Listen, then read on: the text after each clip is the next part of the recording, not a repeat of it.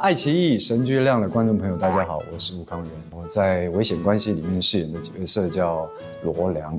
您之前已经挑战过很多不同类型的作品，《危险关系》这部剧对于您而言最大的挑战是什么？那个时候看到了这个剧本，在这个中间，其实我有犹豫的时候。那个犹豫来自于，比如说你可不可以办得到这样的角色，你会不会演得很俗套？因为你看到剧本的时候，其实你会发现罗良这个角色很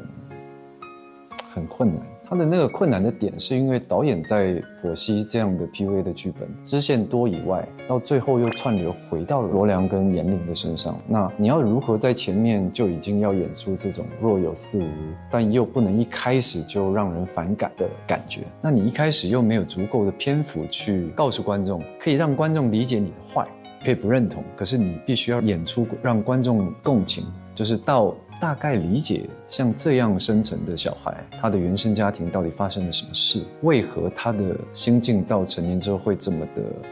变态。那时候考虑蛮多，后来是刚好在2024年的心境上，从金马到李安导演跟我说，他建议我多尝试一些你不曾尝试过的东西，你宁可做错事，你也不让自己 boring。 我就觉得我整个人被他看透了，他好像看到你前几年在尝试做的事情，你未必做的全对，但是他觉得你做的是好的，你朝这个方向走是对的。他更加鼓励我，比如说我的口条你可以再加强，就要去哪里演，你把自己丢到大陆演戏，你的口条想不好你也不行，因为你必须要跟上大家的脚步。都是从那个时候开始，然后后来认识了导演，重点是也相信导演，再加上爱奇艺的团队，那时候真的给了我一个很大的强心针，就是不用担心，他们有很棒的团队，我们应该要一起试试看。那个时候的契机是这样的。那我们聊一聊罗良这个角色，您觉得他是一个怎样的人？蛮复杂的一个人物。我们以结果论来说，他的确是一个不能存在这个世界上的人。我觉得他是个坏人，他是一个反派。罗良他的复杂性来自于他既是一个心理医师，他又是一个很了解人性的一个人。他其实很享受自己生病的状态。之前我们做过很多田野的调查，我们也去了很多上海的医院，比如说我们去看精神科，那时候的医师的分享，很多病人是没有病识感。所谓的病识感，就是这个病人他是否有自我察觉，觉得自己生病了才来看医生，或是他的家属把他拖来看医生，也许他不觉得他自己生病了。很多人是这样的。罗良他自己本身是个医师，他经历了这样的成长过程，再加上他有 PUA 这么多的经历，我自己觉得他非常享受原生家庭带给他的不美满，带着这样不美满、愤怒的态度，甚至是玩味的精神去 PUA 他之后的任何一个对象，甚至享受其中得到的任何的反馈，都会成为他后来的养分。非常病态的一个过程，这是一个循环嘛。对于严玲来说，他也始终是在虐待对方的同时，他也在虐待自己，这就是一个最大的问题。这种人不该存在。剧中罗良是一个精神科医生，在很多时候他所呈现出来对病人的关心和心理辅导，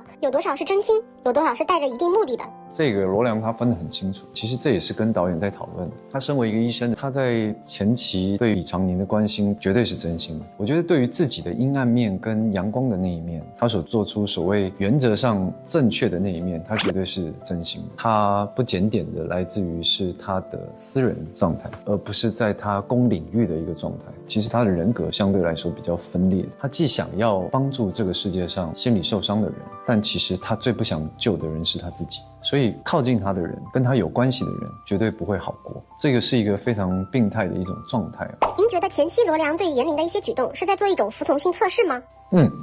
绝对的。罗良不断的在，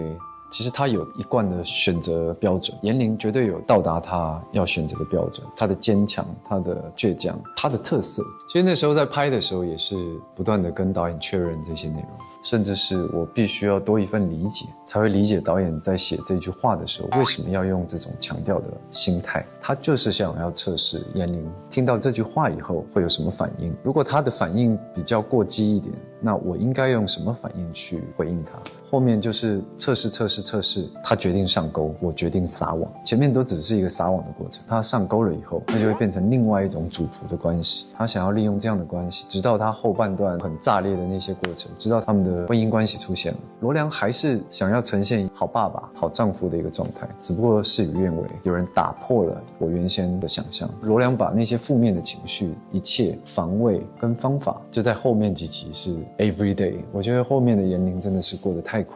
罗良在剧中第一次情绪失常是因为父亲的死讯，他面对死讯是含泪的，但真实的他对父亲的情感是怎么样的呢？在他的眼里，他家庭的破碎，他绝对把这一切都怪罪在他的父亲身上。所以面对这个已经失能的父亲，他的心情绝对不会那么的平稳，比较像是一个复杂的情感，恨吧。你的恨没有找到一个宣泄的地方，他就离开，对罗良来说是一个最大的遗憾。如果按照罗良的计划，可能是哪天休假的再回去好好看怎么去对待他的父亲，或是羞辱他的父亲。所以我才说罗良他没有要让自己好过，他不是单纯的逃避，只是想让自己沉溺在那个思念姐姐，甚至是感觉到小时候痛触的东西。所以他那一滴泪是有点悔恨。其实那一场戏原先的剧本也不太像是用这种方式呈现，导演只是写了一个脉络跟大概，希望你有情绪。后来我的选择是运用罗良身上有的东西，有时候情绪来自于某种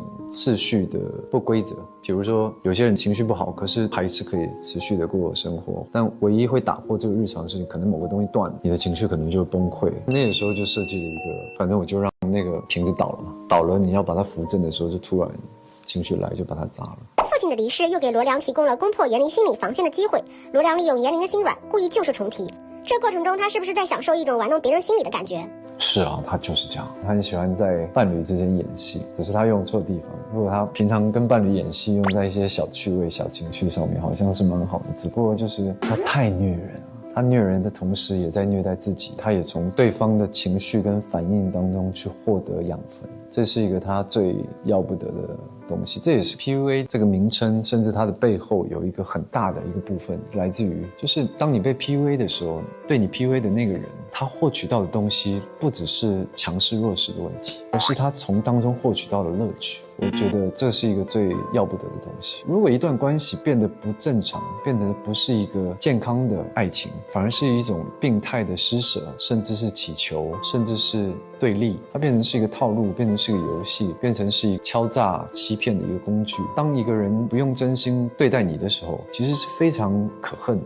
像这种人一定要马上远离他。但远离是一个最难的事情。当你深入其中的时候，我们常说感情是很难抽离。剧中反复出现的大白兔奶糖是有着什么特别的意义吗？因为童年的东西，我觉得除了玩乐被家庭暴力以外，在罗良的身上，我们还少了很多跟姐姐之间的互动。我们给了很多不一样新的 idea， 比如说姐姐喂小朋友吃糖啊，那个时候就有聊到说，不知道大陆的小朋友同个年纪的人会喜欢吃些什么东西吗？旁边就有很多人说是大白兔，然后我就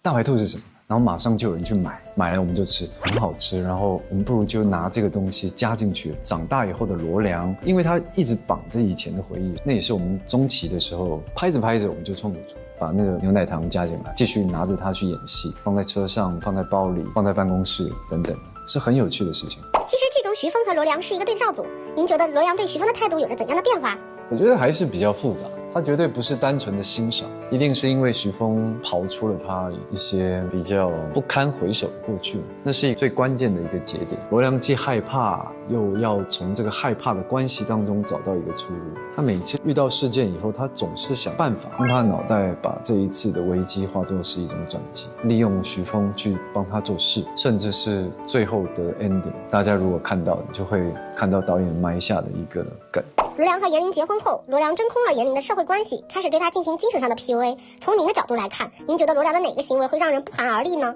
他所做的任何事我都不寒而栗。其实从一开始罗良说谎，比如说他在计程车上说接下来还有病人，其实那个时候我自己在看的时候，我就会觉得哎呦，这人是我演的，我自己也会觉得哇，怎么说谎说的这么自然。那您觉得当时罗良的哪个行为对严玲而言是致命一击？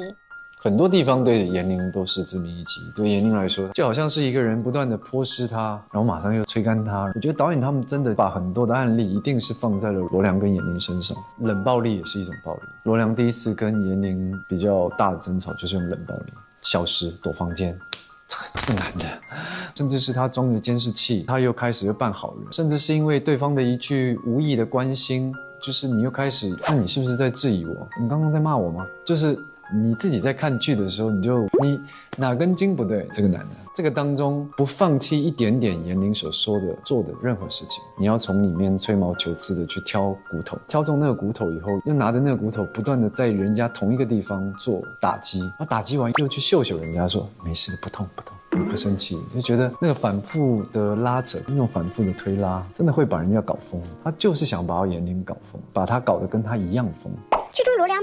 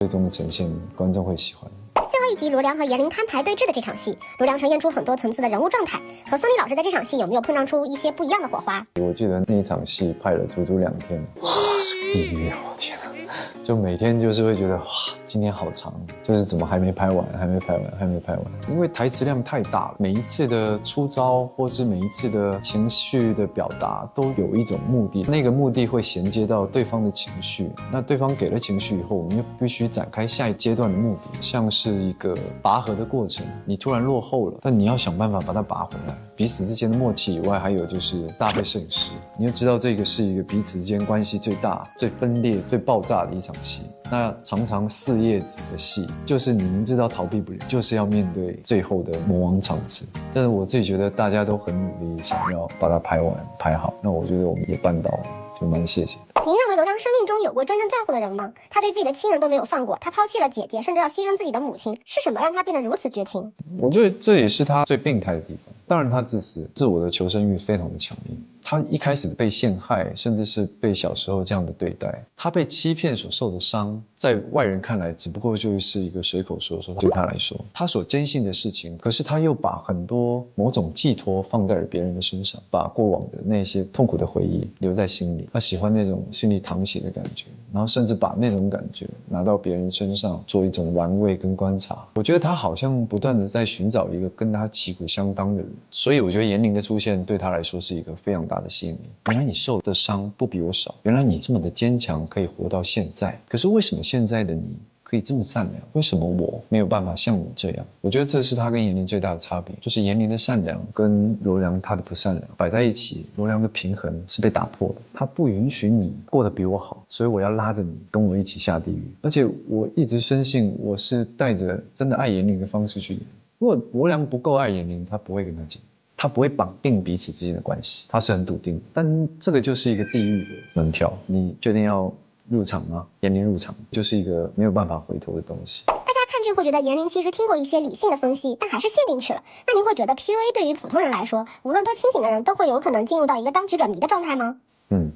应该都大大小小吧，也不只是戏剧性的放大 PUA 的东西让大家知道，也许我们平常也是在 PUA 别人，情绪勒索。很多家长对小孩都是情绪勒索。一开始的 PUA 可能是从感情衍生出来这套系统，甚至是这个词汇，老板也会对员工 PUA。可是到后边，异性朋友之间也会有 PUA。我对你提出不合理的要求，甚至是在那个过程当中用情绪去勒索你，让你感觉到你必须要同情我，你必须要可怜我，你必须不能对不起我。这一切的一切其实都在我们的生活当中不断的出现，只不过戏剧上我们把它放在感情多一点。拍完完这部反 PUA 题材的剧之后，您最大的感受是什么呢？在我们的生活当中，我们常常会忽略到自己的表达跟情绪，不小心的去伤害别人。我们有时候会忘记自己的身份跟位置，你很容易不小心的去 PUA 了别人。被伤害的人，他的心理的压力跟种种，我们是不知道的。那如何去审视自己，这是一个非常难的事情。我自己也在提醒自己，希望大家如果看到这部戏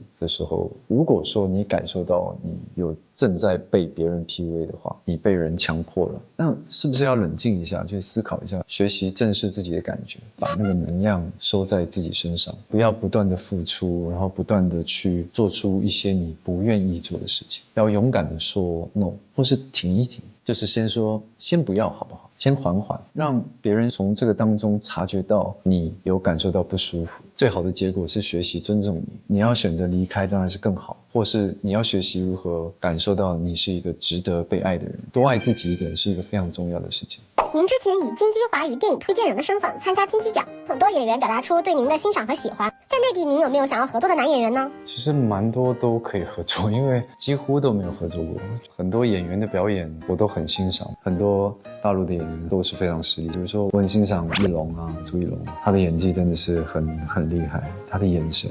非常有戏。我也很敬佩像传君啊，王传君，年纪也相当。如果哪怕有机会可以对到1-2场戏，我都觉得会很开心。对我来说，因为人家的身上有的优点，你未必有。像一些大陆演员，他们的台词功底非常的好，很多演员他的发音，哇，那个低音炮的，哇，真好听。之前我有听到您在线下活动时表达过非常喜欢欣赏蒋奇明。蒋奇明就不用说了，还有在增加。非常多啊，非常多。因为我一直觉得演员的表演在镜头面前是很诚实的，就是哪怕导演用不同的方式拍摄，用不同的方式剪辑，他这一次演这个，下一次演那个，可是重点是他所呈现出来的东西，不在乎他的角色大小，不在乎他的角色轻重，在乎的是他诚实、诚恳、真诚的那一刻是否有被镜头捕捉下来。其实您推荐的这一届金鸡奖，易烊千玺凭借《小小的我》获奖，他饰演的刘春和和您在《复都青年》里饰演的阿邦，其实都属于社会边缘人物，不知道您有看过吗？千玺，我那个很厉害，非常惊人，这真的太难了。他那个表演的内容其实真的很像 Daniel Day-Lewis， 我的左腿，其实也是在类似演一个脑性麻痹的，光讲一场戏就好了。千玺他在想办法把自己噎死的那一场戏，哇！我们不评断表演，当然表演得非常棒，可是重点是你可以从荧幕当中知道他多么的豁进去。身为一个演员，知道一个表演如此困难的阶段的时候，他这样的表演有多危险。观众可能看到的是心疼，甚至是很残酷的一个现象，生活的这么悲哀，他那一刻不想活了。可是我们演员，我看到的时候，我是知道他在揣摩这样的角色，他把自己丢进去，他要把自己噎死，在那临界点，他能演到什么时候？心疼的感觉就油然而生，就是你不由得去佩服这些演员在呈现一个角色的时候，他不再管后果。因为我不认识千玺，可是我的感受上就是他好像不计后果的要得到，甚至是达到他自己心里的要求，非常的令人敬佩吧。节目的最后，我们有一个小小的礼物准备送给您，这是一个北京烤鸭的冰箱贴，您这次来北京可以尝尝这边的特色美食。另一个是我知道您非常爱打麻将，但出行带麻将不是很方便，所以我送给您的这个是纸牌型麻将。啊，纸牌怎么打麻将？哦，你说麻将变成纸牌？对的。呀，谢谢。这样子怎么好意思？朋友不就遭殃了吗？动不动出去，打麻将，打麻将。我很喜欢麻将，就不知道为什么就喜欢玩。建议就是休闲娱乐，麻将是非常好的国粹，非常好，动脑袋，然后可以增进彼此之间感情，培养自己的人品，就是什么都好。顶多就是做久了，比如说你已经听牌啦，你就可以站起来让自己活动活动，反正你也不会转牌了嘛。听牌了就气势上是要有，就站起来活动活动，不要坐太久。